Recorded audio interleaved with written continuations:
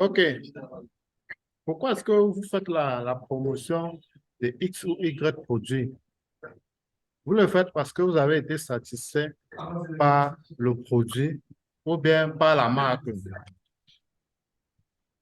Et vous le faites parce que non seulement vous avez été satisfait par le produit et par la marque, vous avez eu une bonne formation dessus, vous avez une équipe qui vous accompagne, prête à vous répondre.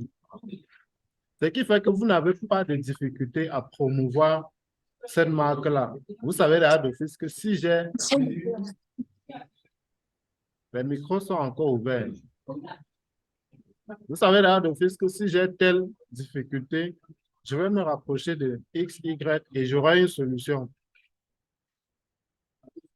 Lorsque je parle de recruter plutôt des vendeurs au lieu des clients, c'est parce que lorsqu'un client se sent vraiment satisfait par une marque ou un produit, il a tendance, même de façon inconsciente, à promouvoir cette marque-là.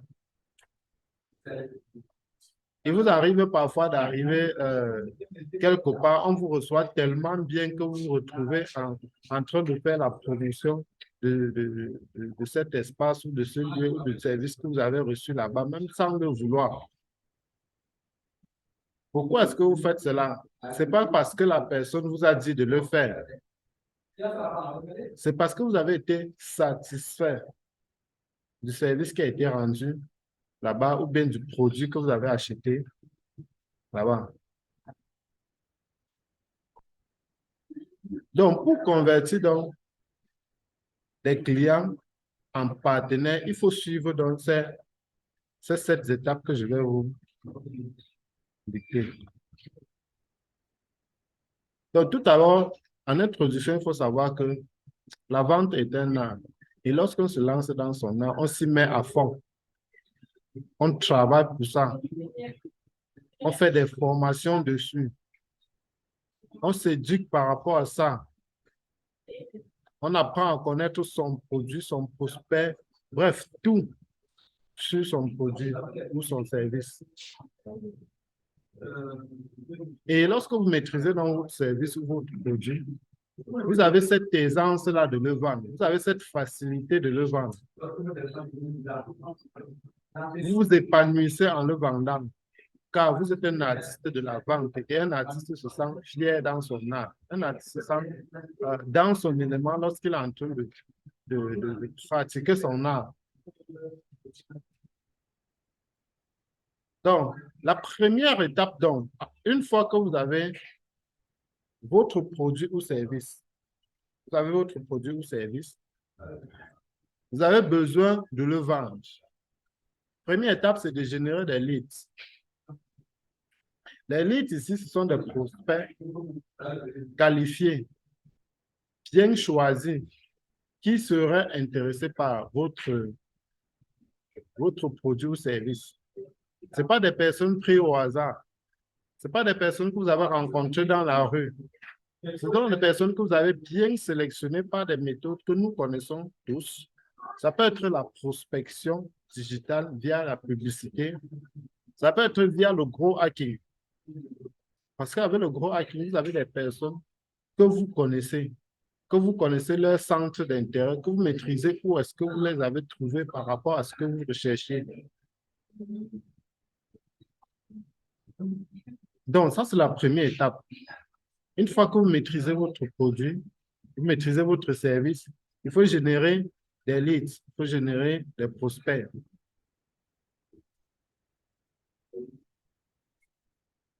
Donc, ces leads-là seraient des personnes qui seront susceptibles d'être intéressées par votre produit ou service.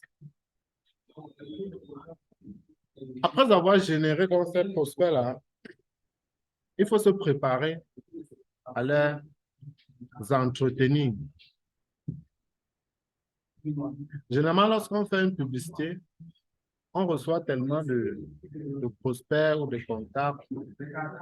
Et parfois, on perd certains par manque de suivi, par manque de parce qu'on ne s'est pas préparé. On ne s'est pas préparé à les recevoir. Parfois, tu fais un gros hacking là, tu as tellement de contacts devant toi, mais tu ne sais pas comment continuer dans ton processus parce que tu n'étais pas préparé. Après que j'ai fait mon gros hacking, j'ai les contacts. Quelle est la suite? Qu'est-ce que je fais par la suite? Donc, vous devez créer un script pertinent qui répond à toutes les questions potentielles que pourrait se poser celui qui vous écrit. Prenons par exemple le cas du droit qui voit on extrait souvent les numéros et on envoie un message.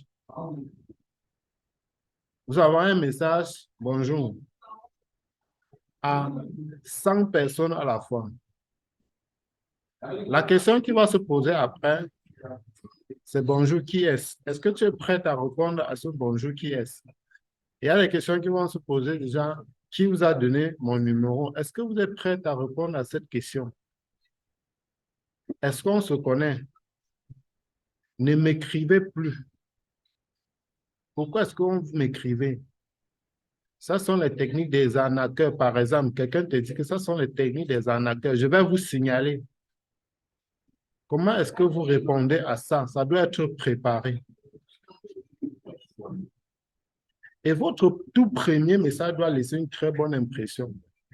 Doit permettre à celui qui le reçoit de savoir, d'avoir cette impression que même si peut-être la personne a vu mon contact ou je le sais, c'est que sur le message qui vient d'écrire ici me concerne. Ne va pas dans un groupe peut-être où on parle de la politique, tu extrais les contacts des gens à l'intérieur, tu viens leur parler de la crypto-monnaie. Ça ne doit pas les intéresser. Ne va pas dans un groupe où on parle peut-être je vais prendre un peu l'homme riche par exemple. Nous connaissons tous comment ces gens-là sont. Ils ont tendance à faire euh, comme si peut-être ils s'intéressaient. Ils ne s'intéressent à aucun autre business que l'homme riche. Tu as extrait leur contact, tu viens leur parler de la crypto-monnaie. Tu as extrait leur contact, tu viens leur parler d'un système concurrentiel à l'homme riche. Est-ce que la question qu'ils vont vous poser, vous serez capable de les répondre facilement? Donc, ciblez bien vos clients. Faites un bon ciblage. Ensuite, préparez-vous à répondre à leurs questions. Votre formation coûte combien? Votre séminaire coûte combien? Votre séminaire aura lieu où? Comment est-ce qu'on fait pour souscrire à votre formation? Comment est-ce qu'on fait pour souscrire à votre produit? Comment est-ce qu'on fait pour acheter votre service? Comment? Il faut avoir toutes les questions, les réponses possibles à tous les potentiels comment. Préparez-vous à ça avant de vous lancer dans la vente. Donc, après que vous êtes préparé, après que vous êtes sûr que j'ai le bon client, j'ai préparé mon script, maintenant, j'appelle mon client. Vous l'appelez. L'idéal serait d'appeler. Ce n'est pas de laisser les messages. L'idéal serait d'appeler. Vous appelez le client, vous établissez un premier contact en laissant une impression positive. Et avant d'appeler quelqu'un, il faut bien maîtriser la personne. Nom, prénom, centre d'intérêt, où est-ce que vous l'avez vu, pourquoi, ainsi de suite. Il faut maîtriser tout cela. Ne vous lancez pas dans la prospection au hasard. Maîtrisez votre client. Contactez-le et laissez une bonne impression dès le premier appel. Si votre premier contact avec le client n'a pas une impression positive, oubliez ce dernier. Ne le rappelez plus.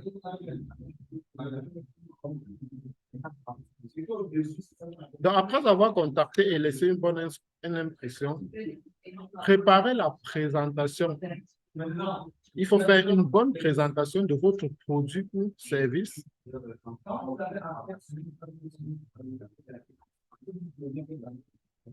Amenez donc le prospect à savoir que ce que vous vendez, ce que vous avez, ce que vous promettez est ce dont le prospect a besoin. Parce que le prospect que vous avez n'est pas n'importe qui, vous l'avez bien sélectionné. Ce n'est pas au hasard que vous l'avez eu. Ça, c'est la troisième étape. Présentez votre solution pour le manquement du prospect. Si vous l'avez contacté, c'est parce que vous avez constaté qu'il a certainement ce besoin-là. Présentez-lui donc la solution pour ce besoin, pour ce manquement. Si c'est quelqu'un qui est à la recherche de la liberté financière, présentez-lui comment est-ce que votre solution répondra à son désir de liberté financière. Si quelqu'un qui est à la recherche de la santé, présentez-lui comment est-ce que votre solution lui apportera la santé. Si c'est quelqu'un qui a besoin de perdre du poids, présentez-lui comment est-ce que votre solution l'amènera à perdre du poids. Ça, c'est la présentation. Quatrième étape. La prochaine étape sera de gérer les contre-objections. Montrez comment votre produit ou service est ce dont le prospect a besoin au moment où vous êtes en train de causer avec lui. Il va vous poser des questions du genre, êtes-vous sûr que c'est... Bon, vous devez être capable de lui démontrer que c'est ce dont il a besoin en ce moment-là. Parce que vous ne l'avez pas sélectionné au hasard. S'il se retrouvait dans un groupe peut-être de crypto-monnaies, c'est parce qu'il a besoin de savoir comment ça s'y passe. Il a peut-être besoin d'y investir. Ça veut dire qu'en ce moment-là, c'est ce dont il a besoin.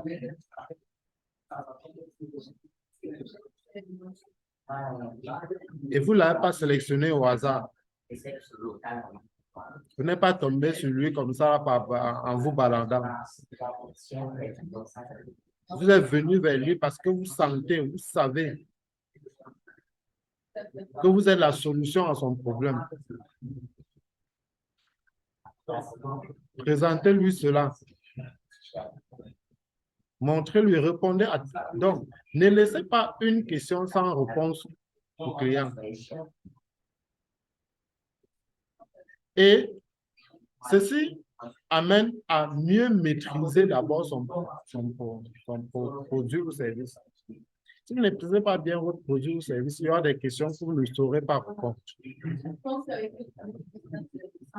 Maîtrisez bien votre produit, maîtrisez bien votre service avant de vous lancer dans la prospection. Respectez toutes ces étapes que vous ne serez pas dessus. Sixième étape,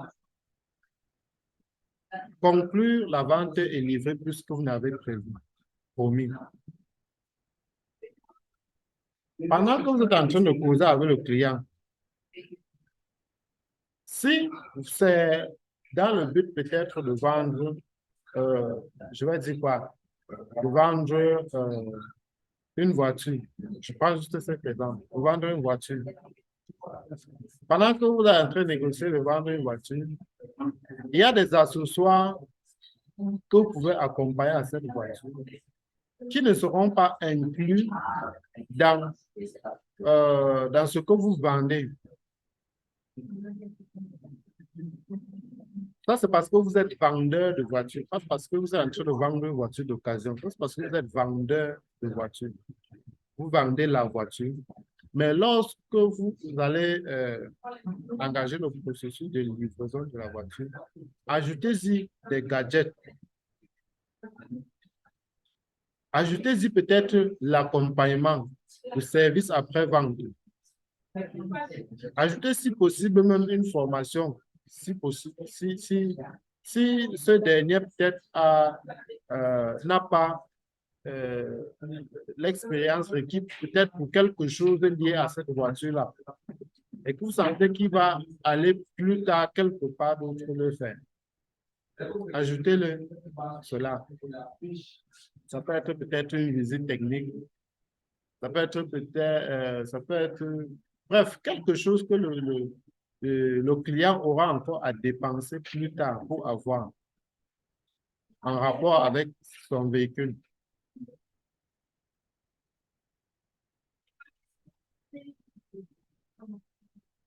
Donc, lorsque vous concluez dans votre vente, livrez toujours un peu plus que ce que vous avez promis au client. Ça, c'est la première bonne impression qu'elle aura de vous. Première étape, le closing. Lorsque le client sera satisfait de la livraison, il va garder votre image dans sa mémoire. Si le produit encore répond à ses attentes, ça fait un deuxième plus. Maintenant, le troisième plus sera lorsque le client va se rendre compte que vous vous souciez de lui.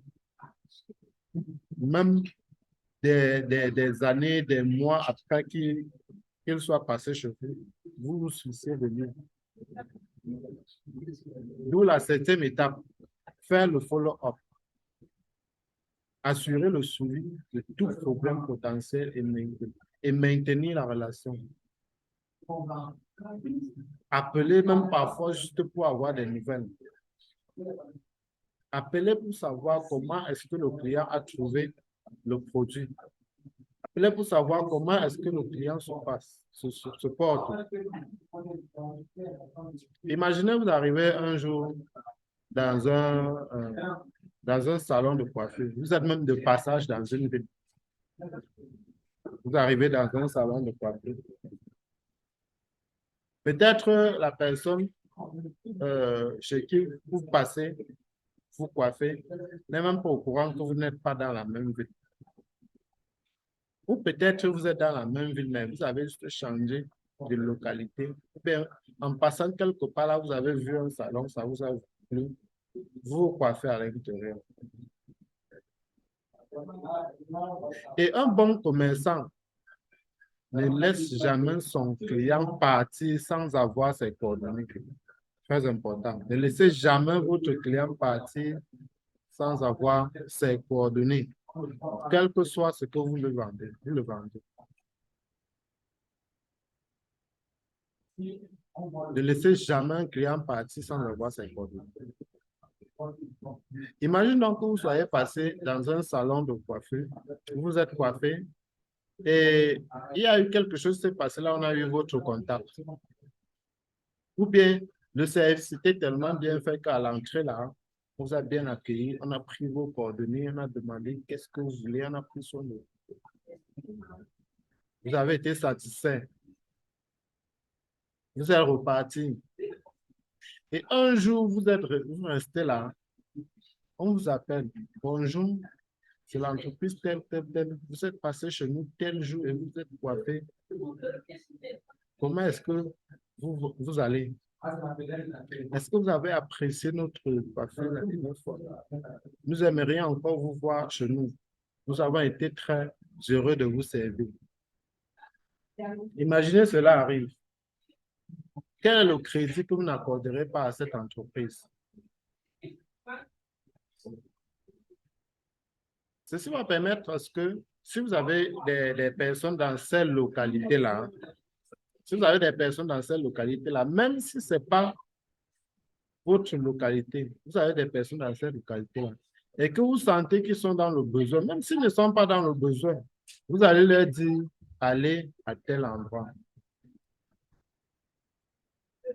Imaginez donc que ce soit maintenant une entreprise qui fait dans le MLM et que chaque fois qu'une personne arrive disant qu'il vient de la part d'eux et donne votre nom, vous êtes rémunéré. Dites-moi comment est-ce que vous n'allez pas travailler pour cette entreprise. Et sachez que le MLM, c'est quelque chose qui peut s'appliquer partout. Donc, grâce à ces étapes, si vous les respectez, vous formerez des ambassadeurs au lieu des clients. Parce que chaque fois, vous serez toujours en train d'appeler pour savoir comment est-ce que le client se sent.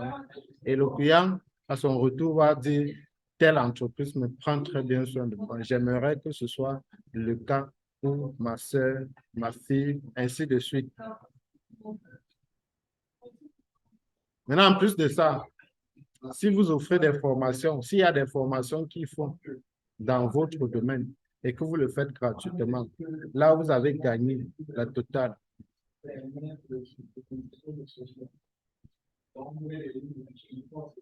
OK. Voilà donc les 7 grandes étapes à respecter pour devenir un vendeur professionnel de quoi que ce soit un service ou un produit. En respectant ces 7 grandes étapes, vous aurez des ambassadeurs et non des clients. Même de façon inconsciente, tout dépend de ce que vous vendez. Ces personnes-là vont faire votre promotion.